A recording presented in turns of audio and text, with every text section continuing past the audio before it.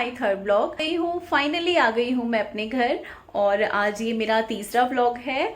और अभी टाइम हो रहा है 6:30। मैं जस्ट नहा के आई हूँ, फिर हमेशा की तरह योगा देन ब्रेकफास्ट। आज आरव की फुटबॉल क्लास की क्लोजिंग है तो पेरेंट्स को भी बुलाया है। तो अगर किट्टू टाइम पे उठ जाती है तो मैं भी जाऊंगी, अदरवाइज आरव के पापा ही आरव के स्कूल में जाएंगे। और आज हम जा रहे हैं गांव। मैं वेट ही कर रही थी कि आरव की फुटबॉल क्लासेस ओवर हो जाए और हम लोग गांव निकल जाए। तो आज लास्ट डे है आरव का फुटबॉल क्लास का, तो फाइनली हम लोग जा रहे हैं गांव। और डेफिनेटली मैं आपको अपना गांव ज़रूर दिखाऊंगी, बहुत सुंदर बहुत प्यारा गांव है। और ये रहा नज़ारा हमारी बालकनी से। योगा के बाद मैं 5 मिनट यहाँ आके थोड़ा रिलैक्स होती हूँ और जल देती हूँ और फिर करती हूँ अपना नाश्ता। फाइनली हो गया है मेरा योगा और अब टाइम है ब्रेकफास्ट का। और मैंने बनाए हैं ओट्स। वैसे डेली ओट्स ही मेरा ब्रेकफास्ट रहता है, लेकिन कभी कभी चेंज के लिए मैं कुछ कुछ जैसे सैंडविच वगैरह या कभी कुछ, या कभी चाय का मन होता है तो चाय बन जाती है। आयरा भी अब नहा चुकी है। और ये दोस्तों हमारा दूध फट गया था लास्ट डे, हम थोड़ा लेट हो गए थे घर आने में मम्मी के घर से, तो दूध काफ़ी टाइम तक बाहर रहा था। और फिर मैंने सोचा इसके क्यों ना रसगुल्ले बना लिए जाए। तो उसको अच्छे से फेंट कर हाथों से बहुत ज़्यादा मल के मैंने उसके रसगुल्ले के लिए बॉल्स बना लिया। अब एक रसगुल्ला मैंने डाल के देखा कि फट तो नहीं रहा, तो काफ़ी टाइम तक चेक किया, रसगुल्ले नहीं फट रहे थे। तो इसी तरीके से मैंने फिर बाकी के भी रसगुल्ले इसमें ऐड कर दिए। ये 15-20 मिनट तक मैंने मीडियम गैस पे इसको पकाया।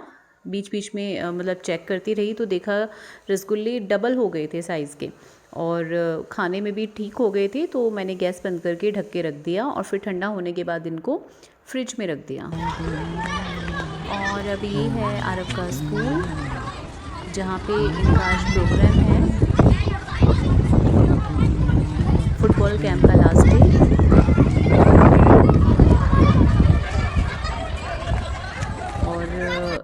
सभी टीचर्स ने बच्चों को मोटिवेट किया और ये रहा मिस्टर आरव का सर्टिफिकेट। यहाँ इनकी ग्रुप फ़ोटो ली जा रही थी और फादर ने बच्चों को मोटिवेट किया स्पोर्ट्स स्टडी दोनों के लिए। दोस्तों हो गए हैं हम लोग गांव के लिए तैयार, बस थोड़ी देर में निकलने ही वाले हैं। और टाइम हो गया है अभी दोपहर के बजे हैं 3। मैक्सिमम 2-2.5 घंटे जाने में लगते हैं, तो इसलिए थोड़ा खाना वाना खा के रेस्ट करके हम लोग निकल रहे हैं बस अब। और किट्टू मैडम भी हो गई हैं तैयार। Hello hello bye bye bye.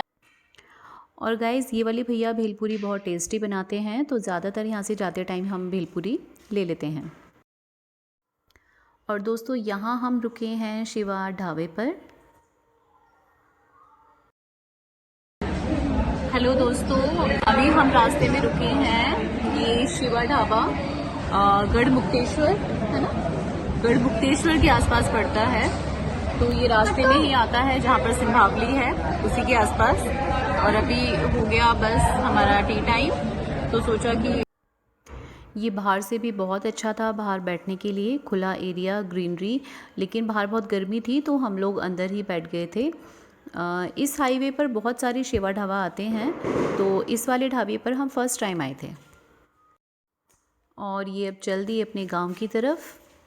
संभावली के बाद ये रास्ता गांव की तरफ जाता है। मुश्किल से 15 या 20 मिनट का रास्ता है, उसके बाद हमारा गांव आ जाता है। मुझे तो गांव में एंटर करते ही फ्रेशनेस फील होने लगती है, मतलब खुले खुले खेत और आसमान पूरा खुला, जो शहर में तो मुश्किल से ही दिख पाता है। हमारी छोटी छोटी बालकनियों से तो बस भीड़ भाड़ और ट्रैफिक यही सब नज़र आता है। और ये एंटर कर दी अपने गांव में। ये गांव का बाहर का एरिया है और इसी गली में हमारा घर आ जाता है। मौसम अच्छा था, बारिश जैसा था, नहीं तो इस टाइम बहुत ज़्यादा गर्मी मिलती है।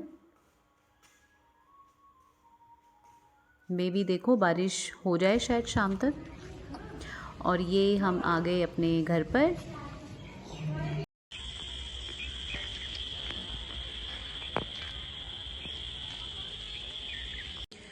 तो दोस्तों हम लोग आ गए थे 6 बजे और चाय नाश्ता हो गया और किचन का काम भी हो चुका।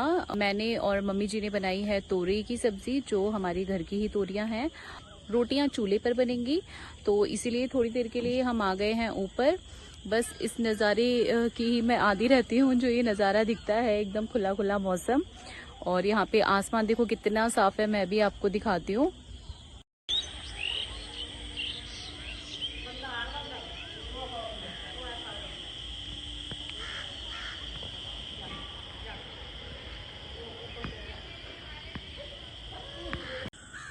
तो दोस्तों इन्हीं नज़ारों को देखते देखते हो गई है शाम। अब थोड़ा अंधेरा होने वाला है, तो बस तब तक मैं और मम्मी जी बैठे हुए थे, छत पर बातें कर रहे थे। और साइड वाली आंटी भी आ गई थी, तो उनसे भी मिली। काफ़ी दिन बाद आई हूँ, तो धीरे धीरे सभी लोग आते हैं मिलने के लिए, तो बहुत अच्छा लगता है। गांव में एक अलग ही अपनापन सा है, जो शहर में हम लोग मिस कर देते हैं। बिजी शेड्यूल होने के कारण हम लोग ये चीज़ें नहीं कर पाते हैं, मतलब ज़्यादा इधर उधर टाइम नहीं दे पाते सबको। और काफ़ी अच्छा लगा। मोस्टली मैं ज़्यादातर यहीं छत पर आकर बैठती हूँ, तब फ्री हो जाती हूँ।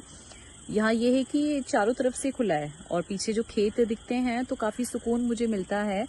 और मैं ज़्यादातर शांति में ही रहना पसंद करती हूँ, तो इससे अच्छी शांति और कहाँ होगी, है ना। गांव में जो खेतों के बीच और सुबह सुबह जब उठते हैं तो पक्षियों की आवाज़ें।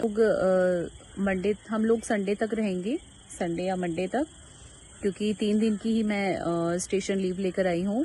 उसके बाद 28 से मेरा स्कूल कंटिन्यू है, तो फिर थोड़ा स्कूल का भी काम है और आरव का भी हॉलीडे होमवर्क नहीं हो पाया। मम्मी के घर चले गए थे, ऑफिस की ये ज़्यादा काम नहीं कर पाता, बस तो सारा दिन खेलने में लगा रहता है। तो इसका देखते हैं, हॉलीडे होमवर्क जो रह गया वो भी कराना है। तो इसीलिए हम लोग संडे की शाम को या फिर मंडे की मॉर्निंग में हम लोग निकल जाएंगे।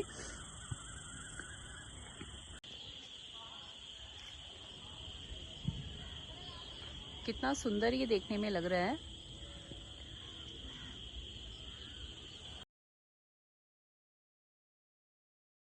यहाँ बैठकर इन नज़ारों को देखकर बहुत सुकून मिलता है। और साथ में ये आवाज़ें जो ये जानवर या पक्षियाँ जो करते हैं, बिल्कुल नेचुरल, इसी को बोलते हैं नेचुरल ब्यूटी। साथ में सुकून और फ्रेश एयर।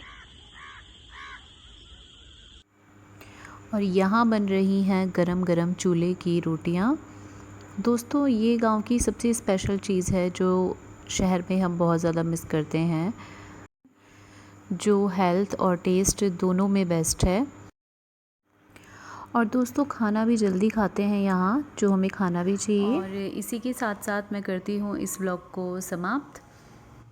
दोस्तों अच्छा लगा, इसमें कुछ भी अच्छा लगा तो प्लीज़ लाइक कीजिए और प्लीज़ सब्सक्राइब कीजिए नेक्स्ट व्लॉग के लिए। Thank you.